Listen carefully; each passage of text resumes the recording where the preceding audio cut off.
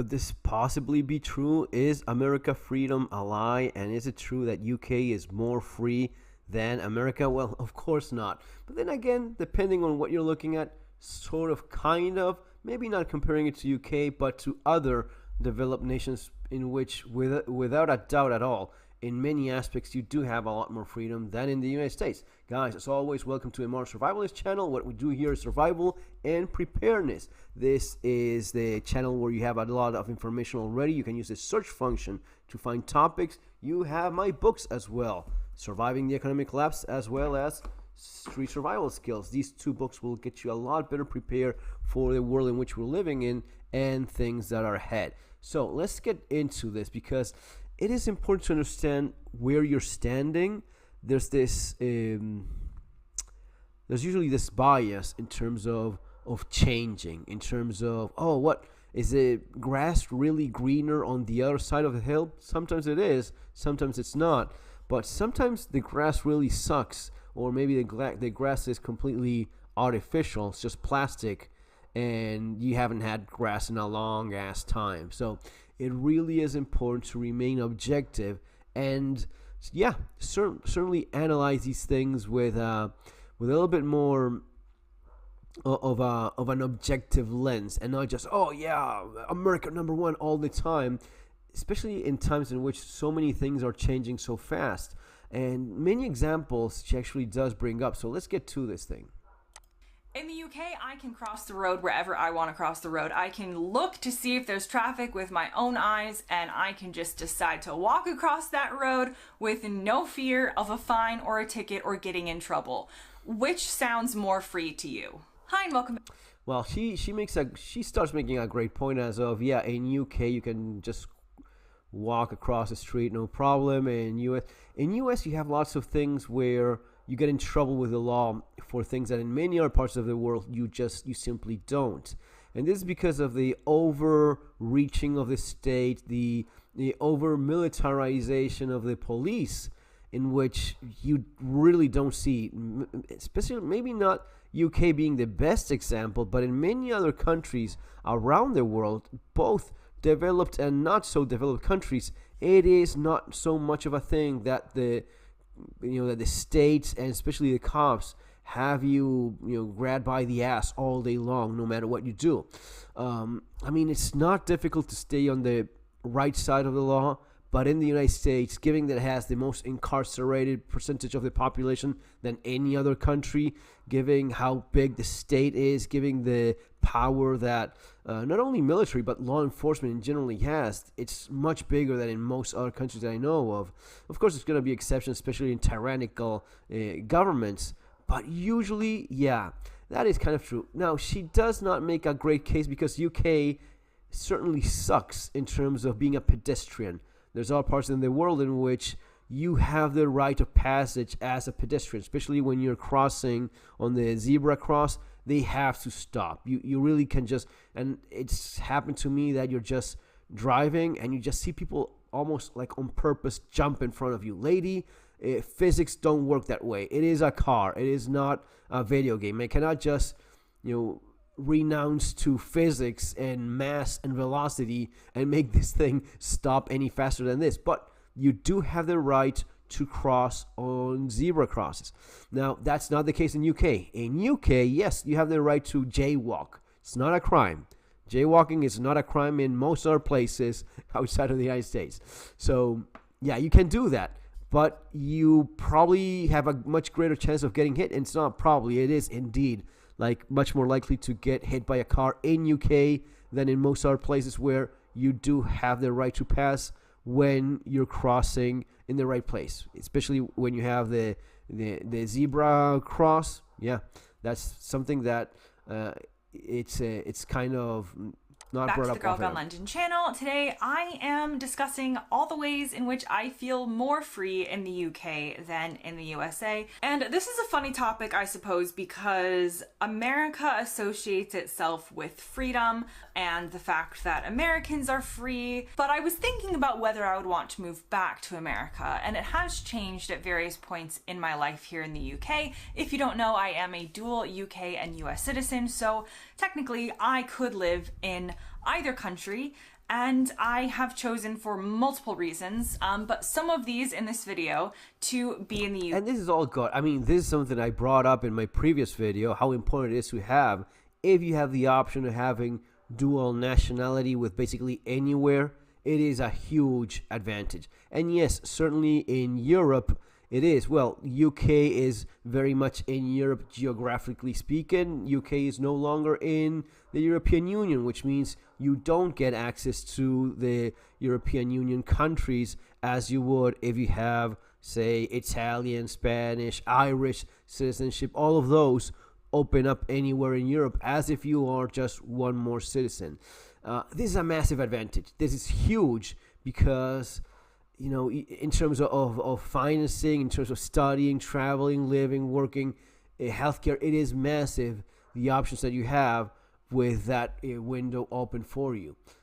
Okay, when I think about moving to America, there are some things that come up that I'm not entirely sure I could deal with, and that made me realize that actually my life here in the UK seems more free than it would be in the USA. So let's...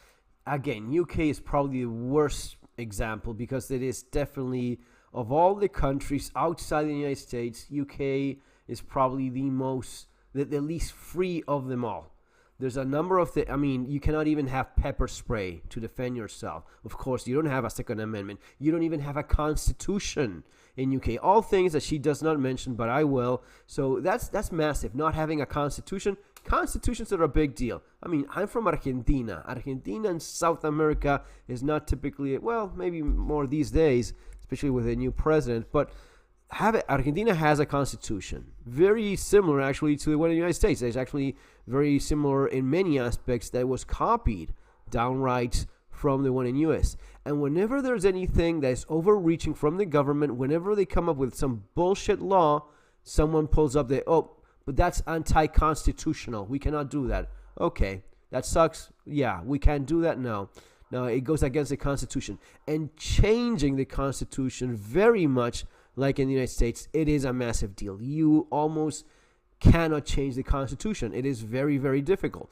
So it can be done, but almost impossible. So whatever rights you have covered by the Constitution, that keeps you safe. In UK, you don't have that. It is a monarchy. It's a parliamentary monarchy, but keyword being monarchy here. The monarch in UK has power that you would not believe. And when you ask anyone from UK, they will say, well, that's more like traditional, but not really. They can do this, but they don't actually do it. But they can, right? So if the monarch chooses to murder people, you cannot actually charge a monarch for murder. No, you cannot. They actually have the right to go around murdering people. And according to the law, they cannot be judged by it. They cannot be incarcerated by it. So much so that, well, the son of the late queen, well, he did a number of things that, I mean, the story you probably know of. But the point is, you don't have the same rights that you have in countries that do have a constitution. That is, get started. Serious. Number one, and this is probably the biggest way in which I feel I have more freedom here in the UK, has to do with healthcare. Now, the reason And I'll stop it right there. So yes, of course, as an American, she's just amazed by this thing of the NHS. I can actually get treated and not spend money beyond what the NHS costs. That is, yeah, that's nice. It's nice to have healthcare when you need it and not go broke for every little thing. That is very much an American thing. In most of the civilized world, and even in the not so civilized world, you have some kind of free healthcare, which nothing really in life is free. You're still paying it with your money in one way or another. But you know what I mean? It is government backed healthcare. It's government provided healthcare. It will change from one country or the other, but usually you will have this. You will have a system by which the average person can get treated without additional cost, and then you have some kind of private provider. Now, in the case of the NHS in UK, it actually sucks. It has been sucking more and more like a cheap whore each year. It is disgusting the level that it got. It used to be okay. It used to be something actually very good back in the days of antiquity. It actually used to be very good. It was never fantastic. It was always more about, oh yeah, we have free healthcare, rather than, oh, it's great.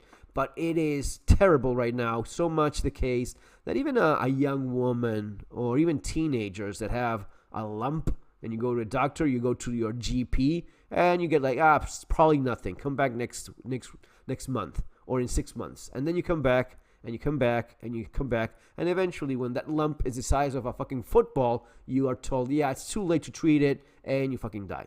It is actually something that has happened multiple times. You have that, and you have the stories of just letting people die, even very, very young children.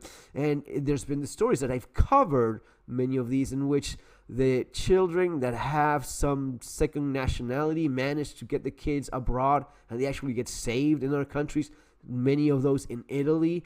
So the NHS is, it is nice to have access to healthcare. It is not the best example. It's certainly not UK, certainly not the NHS. And in other countries across Europe, you have some system or another. It's not always the same. It's Switzerland. Yeah, it's not an EU country, but still, you have more or less expensive or not so expensive. But in basically anywhere you look, it just works so much better than the USH, when it actually sucks. In US, healthcare sucks. It's fucking terrible. It is way too expensive for way too stupid things, and that just doesn't make any sense unless you understand that you not only have to make every fucking doctor a millionaire, but you also have to make the companies that are there to, in theory, make it more accessible actually end up making it more expensive, which, of course, why wouldn't you do that sort of stuff? But it's ridiculously expensive in the United States, any kind of healthcare that you will look at, and it's a lot cheaper in most other places, and actually probably works even better. So yeah, that's one of the things in which you look at healthcare in the US and you go, God damn it, yeah, I would not want to deal with that. Actually, personally, that's always been one of the things that I was like, especially having a family, having 3 kids, it's one of those things that you would not have. And eventually life, you will need it. You will need to get treatment. You may end up hospitalized. You may end up having to spend a couple days in the hospital for a surgery or something. It will eventually happen. And it's nice when it's not a financial ruin just because you have an accident or some medical problem. Let's skip all of this because that's basically what matters the most, what I just explained, and let's go to employment. Necessary. The next thing on my list, and this doesn't really apply to me because I don't really drink, but if we're putting this list together for your average American versus British life, in the UK, the drinking age is 18. Whereas in America, it is 21. So in that way, the UK seems more free and at an earlier age. The next thing on my list, again, Yeah, and again, that's not only UK. That is, I don't get it how in the United States it's 21 years old. I mean, you literally could go to war, but you're not old enough to drink beer. That is fucking insane. That makes no sense whatsoever. But hey, it is what it is. Yes, in most other countries, 18 years old, you're an adult, you can drink. I mean, you're an adult. Legally speaking, why the hell would you not be able to drink when you're a grown-ass man or woman? To do with my employment. And this really, as I've mentioned, is what has gotten me thinking about this subject. And this is to do with employment rights and paid leave. So when you talk about freedom, in the UK, if I were to work a traditional 9-to-5 salaried position, I would be guaranteed by the government 28 paid days of annual leave per year. In the US, if I were in the same exact position, a salaried 9-to-5 job, there are no federal government requirements for how many days I could have off. That again is seen as like a perk of the job. So you hope to pick a job that offers you enough leave or enough days off, or vacation days as we call it in America. But there is no federal mandate for how many days this has to be. It could be 0. And even when you do tend to get vacation days included in your job in America, it usually is much less than in the UK, which is why in the UK and in Europe, actually, people tend to think of like the summer holidays or the winter holidays or whatever it is, as people can take multiple week trips. Yeah, and UK would not be the best example. Not only you have a lot more holidays, like, yeah, you have a lot more, but you have also like holiday days beyond what's legally required for every company to provide to their employees. You have lot more of holidays, like national holidays or local holidays in which you don't work. So very often, without even taking days off, because you have so many of these holidays, maybe it's Friday or Monday off, or Semana Santa, like Holy Week, usually. Yeah, and you maybe get you use a couple of the days you have. It is usually the case, and UK is an example, but basically all over Europe and in the Nordic countries, it's even more so. You have even more holidays, and the same goes for maternity. For the husband and the wife, for the father and the mother, usually will have a lot more leave, maternity leave, than in the United States. Again, in the Nordic countries, it is, I think it's like years that you can take off if you have a kid. So it is pretty wild in that aspect. And in the United States, you just don't have those things. So yeah, a lot more benefits and rights for workers in other countries that are not in US.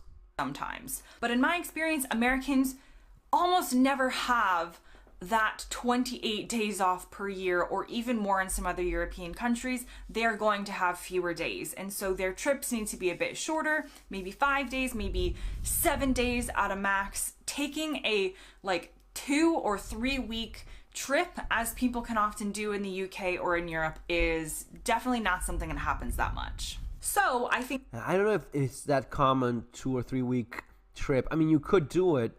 You definitely could. I think it's more common to take like small breaks, especially because, keep in mind, Europe is a lot easier to travel around. One of the things he does not mention is, well, and it's not in UK anymore, but in the rest of in the European Union, it's like a ticket to Paris, Rome, anywhere in Europe, it's like $50, $30. I've seen tickets for $30 for a weekend break in Paris, for example, right? Oh, I would never, okay, maybe you don't want to go to Paris, but you have options of going to a number of actually pretty cool places, and people do this all the time, either locally, traveling within the country in which they are, or some neighboring place. It's usually going to be very affordable. It's usually going to be quite quick in a plane.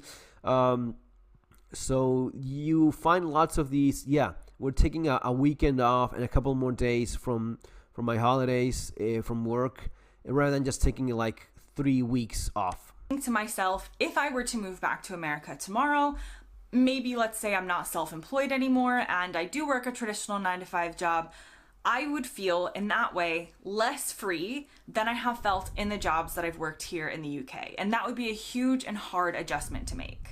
The next thing on my list is the lower higher education fees here in the UK, which I can personally attest to because I did do my full master's degree here in the UK, so I know how much it costs here, even as an international student, versus how much doing a master's degree would cost in the USA. I've mentioned this in my video about things that are cheaper in the UK than in the US. Many of these things are getting worse and worse this is very similar to the thing regarding healthcare.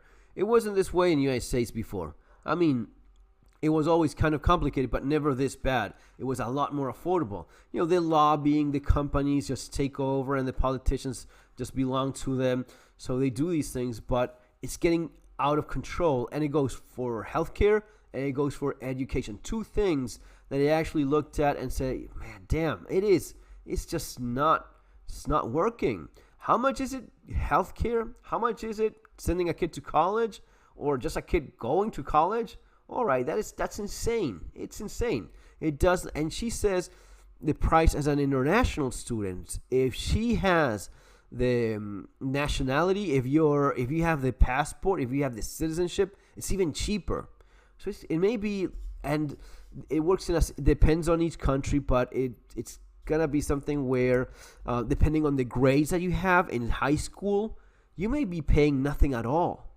And it's also the case that if you have financial difficulties, it's not going to be because of the color of your skin. It's going to be about how much money your folks have. So if you're from a low income household and you're getting good enough grades, you may not even pay a damn thing. Actually, you may even get paid to study. You may get some government aid of some kind for books and meals and so on.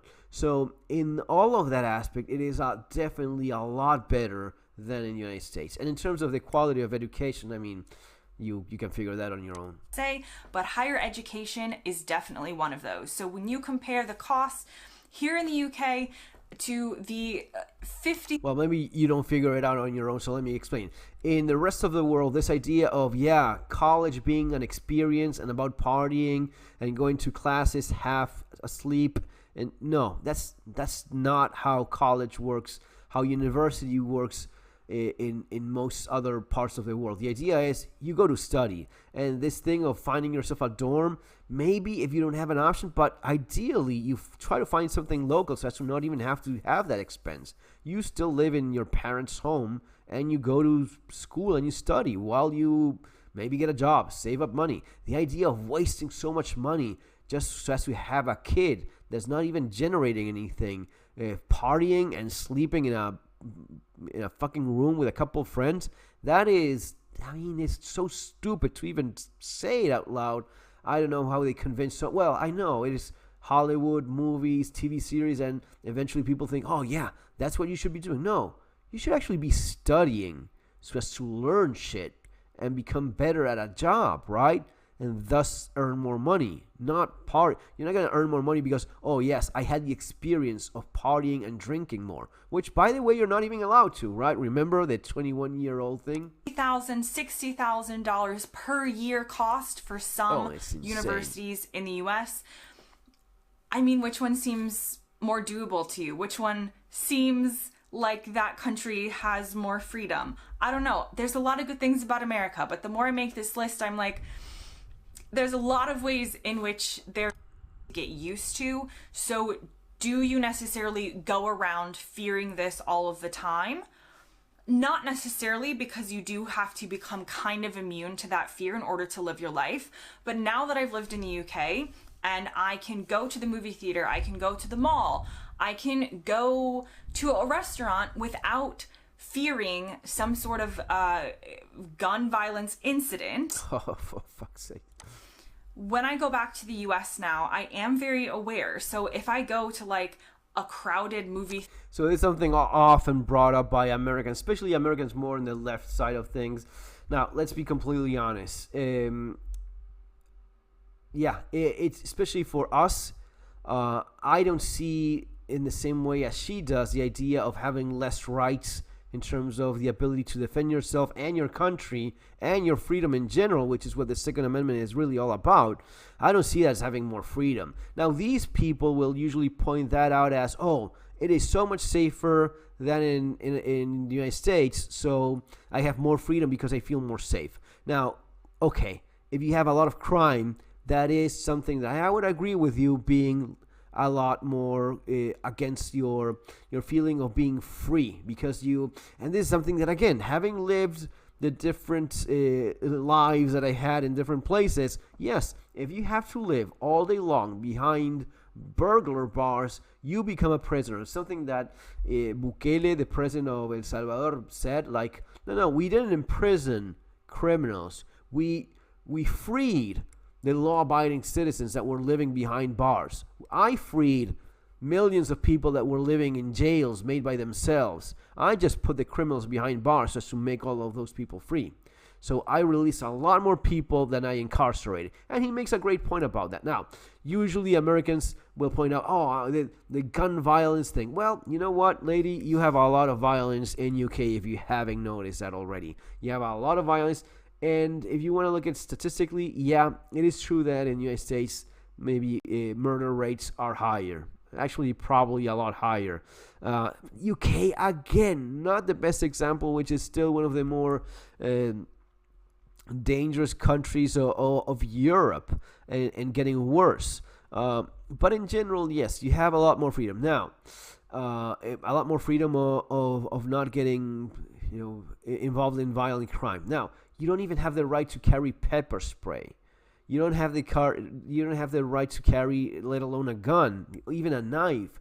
And depending on what country you are in, yes, you will have the right to carry pepper spray or a blade, or depending on the country, even carry a gun if you care enough to carry one, right? Again, it's going to change from one country to the next, but UK is not the best example. And there's countries that are a lot. Portugal is one of the safest countries, not only in Europe, in the world. It is extremely safe. Bad things can happen as anywhere else, but the crime rates, the violent crime rates, murder rates is like 10 times less than in US. And US is, again, a big country, so you have places that are a lot more dangerous than others. You can choose to live in a safer area. Now, that does not mean you get away with it because, oh, I live in this small rural community. No, statistics are there for a reason. They just give you a global idea of how dangerous a place is or not. It is not fair to just go and, oh, but in my neck of the woods, nothing ever happens. Yeah, in the neck of the woods in Portugal or a very small town in France, you could say the same thing. But statistically speaking, when you look at it in general, yeah, it does tell a story of how much more dangerous a place is compared to the other. Theater or a crowded mall, I do look around and I think of what could potentially happen. And this wasn't a way that I thought when I lived in America, as I said, so you do have to become immune to it a little bit. But now that I've experienced a place where that fear is not always present, it doesn't make sense to me to go back to that fear, and it doesn't make me feel more free to think of a life in America where I would have to be, or feel like I would have to second guess the places I would go and how crowded they are and who might have access to them. And to counter that, another trivial one is jaywalking. So in America, there are lots of laws so we covered to walk across. We might do a religion in the UK versus the USA video at some point in time, but it's a little bit of a nuanced topic because we'll take England as an example. England has an official religion, the Church of England. America doesn't have an official religion. However, Americans tend to be... And that's another example of how little freedom you have in UK. The idea of these guys replace Catholic religion, Catholicism, they replace it with the Church of England because the Pope, well, instead of having the Pope, they have the King of England as the head designated by God, according to... So it is a very weird thing once you learn about this. But it's the Protestants... No, it's the King of England is the supreme governor of the Church of England. The government became the church in this place. That is fucked up beyond understanding once you get the grasp of it. But yeah, so you're not happy enough with having a weird old man with a funny hat? Well, now the king is also the lord of your spirit as well as your physical being, and lord of all the land and all that is in it. So that's one of the things that, yeah, a very weird argument about freedom in UK. But hey, I get where she's coming from. Or religious. So again, there's layers to this topic. However, when it comes to people in power, in the UK, I feel like there is much more of a freedom of becoming somebody in power, whether that's at a more local level or a national level, regardless of your religion. The current leader of the Labour Party who are in power is an atheist. Rishi Sunak is a Hindu. It doesn't necessarily play into people's minds what somebody's personal, private religious beliefs are when it comes to their ability to lead. You might have problems with people based on a number. I'll kind of give it to her here because when you look at the people in power in the United States, yeah, let's not even bring that shit up in YouTube because it's kind of unpopular. But hey, you can probably connect the dots, right? Anyway, guys, that's going to be all for now. It's interesting and it's healthy to be critical of all of these things, understand what you have or don't have. And again, as things keep on changing, you probably want to do this exercise. But I insist on this point yet again.